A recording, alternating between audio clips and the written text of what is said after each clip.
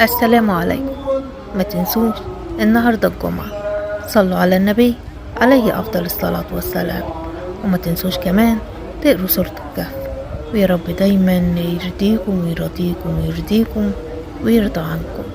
والدعوة ما تنسوش النهاردة إنها مستجابة، وأكيد مستجابة في كل وقت وفي كل يوم. بس انتوا بس ادعوا ومتوضوا وصلوا وافتحوا الشبابيك، والدنيا هتبقى حلوة قدامكم. وما تنسوش كمان تعززوا الصلاة على النبي عليه أفضل الصلاة والسلام. يعني اوعى تقولوا اللهم صل على سيدنا محمد وبس، لا، لازم نعززه ونقول له اللهم صل على سيدنا محمد وعلى آل سيدنا محمد كما صليت على سيدنا إبراهيم وعلى آل سيدنا إبراهيم في العالمين إنك حميد مجيد. وطبعا لازم تعرفوا إن الحياة حلوة مهما كان اللي فيها.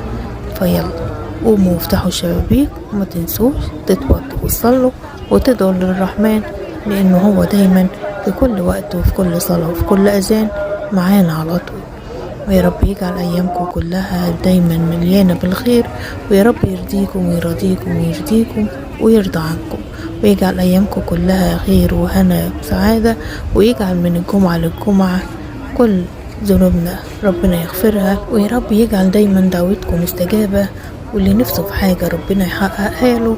ويا رب يحفظ عيالنا ويحفظكم ويحفظ بلدنا ويهنيكم باللي انتوا عايزينه، وكل خير وكل بركة تكون بين ايديكم. ويا رب يهنيكم ويهني ايامكم، ويا رب يجعل يومكم وايامكم كلها هنا وسعة. ما تنسوش صلوا على النبي عليه افضل الصلاة والسلام.